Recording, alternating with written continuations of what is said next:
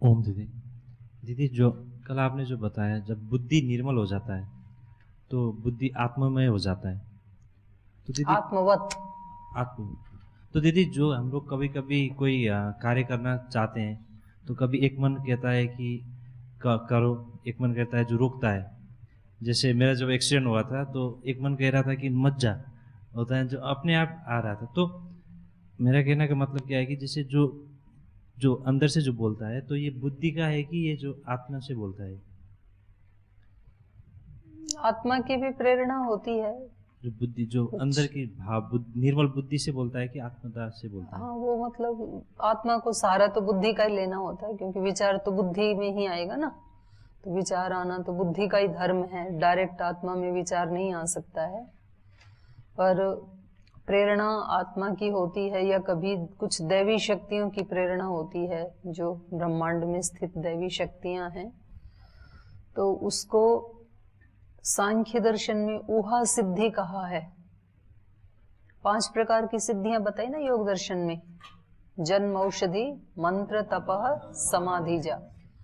कुछ कुछ लोगों को तो जन्म से ही होती हैं, तो वो कब सिद्धि संपन्न हो गए उनको भी नहीं पता। इस जन्म में उन्होंने कुछ भी नहीं किया, तो गाय भैंस चराते चराते ही उनको ऐसे जंगल में किसी दैवी शक्ति के साथ उनका संप्रयोग हो गया, और वो ऐसे ही अपने साथियों को कुछ बताने लगे कि ऐसा होगा ऐसा होगा। उनके साथी पूछते, अच्छा तो तेरे को पता है तो तू बता कि बार एग्जाम में कौन कौन से क्वेश्चन आएंगे। तो उन्होंने कहा कि ये आएंगे, और वो ही आ गई। ऐसे फिर और बताया, वैसे ही हो गया। तो इसको कहते हैं जन्म से सिद्धि। एक फिर होता है जन्म औषधि से सिद्धि। आयुर्वेद में होती हैं वो सिद्धियां। जैसे च्यवनप्राश खाया तो च्यवन ऋषि को युवावस्था आ गई फिर से, आमल आदि का प्रयोग करके। कुछ लोगों को दृष्टि आ जाती है ऐसे। तो ऐसा नहीं है, वो तो बीच में मतलब आयुर्वेद के जो ज्ञाता थे उनका अभाव हो गया, इसलिए आयुर्वेद के ज्ञान का भी अभाव हो गया। आयुर्वेद केवल कुछ चूर्ण चटनी में सिमट करके रह गया, और लोगों की ये धारणा बन गई कि आयुर्वेद की जो दवाएं हैं उनका तो बहुत स्लो प्रोसेस होता है, उनसे बहुत देर में ठीक होता है। ऐसा वो बन गया माइंड सेट। और ये माइंड सेट बनाया एलोपैथी वालों ने, क्योंकि उनको अपनी दवाइयाँ बेचनी थी। तो बोले कि एलोपैथ का तो क्विक रिएक्शन होता है, तुरंत उसका लाभ होता है, आयुर्वेद का बहुत धीरे होता है। जबकि ऐसा नहीं है। आयुर्वेद का तो सबसे, क्योंकि वो तो डायरेक्ट औषधि है। आखिर में जो एलोपैथ की दवाई भी बनी, वो भी किससे बनी?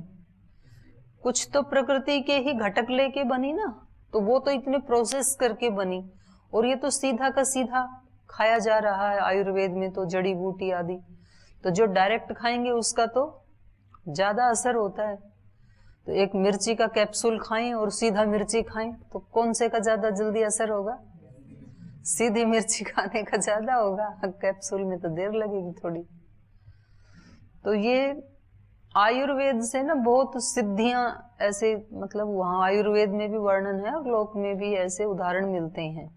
तो जन्म, औषधि, मंत्र, पूरे वेद में जो सूक्त हैं, स्तोत्र हैं, उस देव का आह्वान करने के लिए उस विशेष मंत्रों से उनका आह्वान किया जाता है।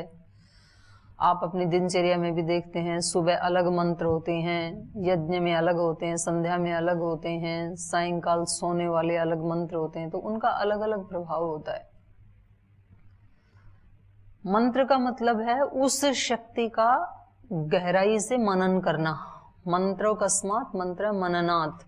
और मनन कर, जिसका मनन करते हैं वो शक्ति जागृत हो जाती है।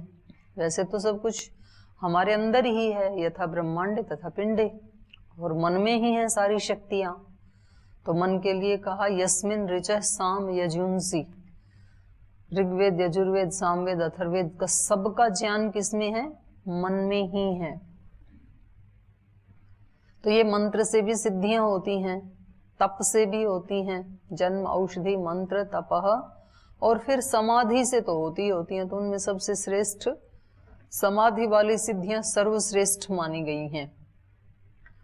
तो ये मैं जो आप पूछ रहे थे, तो उसमें ये जो जन्म से सिद्धि होती हैं और फिर जो तप से सिद्धि प्राप्त की जाती है, तप से जो प्राप्त की जाती है वो 8 प्रकार की होती हैं, वो सांख्य दर्शन में आया है।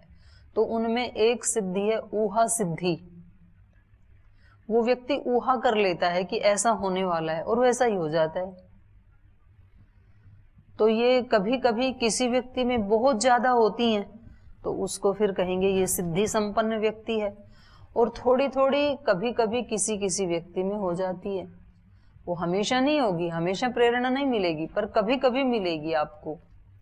तो उसके कई कारण हो सकते हैं। या तो उस दिन आपका चित्त प्रशांत था और वो आई ऊहा और आपने उसको कैच कर लिया, मतलब आपने उसको सुन लिया। तो कभी ऐसे होता है ना कि जैसे रात का सन्नाटा है तो घड़ी की टिक टिक सुनाई देगी, और दिन में बहुत शोर है तो टिक टिक तो है अभी भी, लेकिन शोर में वो सुनाई नहीं देती है। तो प्रेरणाएं तो हमें होती हैं, हर समय होती हैं अंदर से। आत्मा की प्रेरणा तो होती है कि ऐसा करो ऐसा मत करो, लेकिन हम उसको जब हम शोर में होते हैं तो उसको हम सुन नहीं पाते हैं। लेकिन जब हमारा चित्त थोड़ा भी एकाग्र हो और उस समय यदि वो प्रेरणा आ रही है तो फिर हमें मालूम पड़ जाता है। एक टेलीपैथी आपने सुना है शब्द? टेलीपैथी होती है ना। आपने कभी अपने किसी दोस्त का स्मरण किया और उसी समय उसका फोन आ गया, ऐसे होता है कभी? तो आपने कभी अपनी माताजी का स्मरण किया और उसी समय माताजी का फोन आ गया।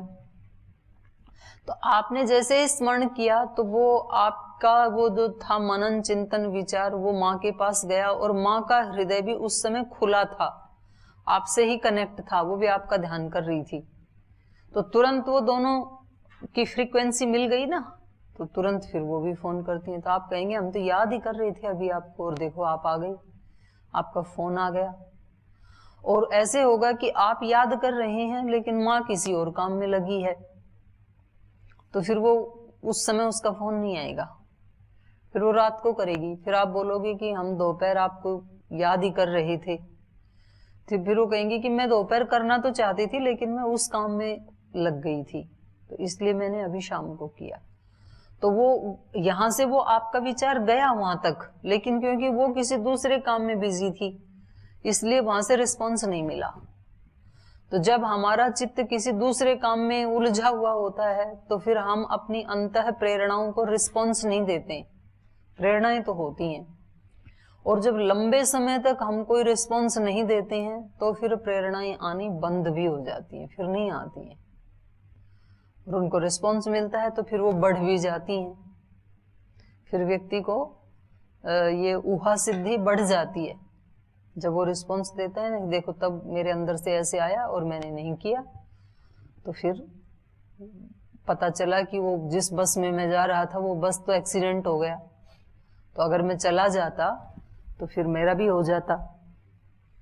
अब इस व्यक्ति को विश्वास हो गया, फिर अगली बार इसको प्रेरणा हुई कि आज ट्रेन से मत जाना आप, वो जाते जाते फिर रुक गया और पता लगा कि ट्रेन की तो पटरी टूट गई थी उस दिन।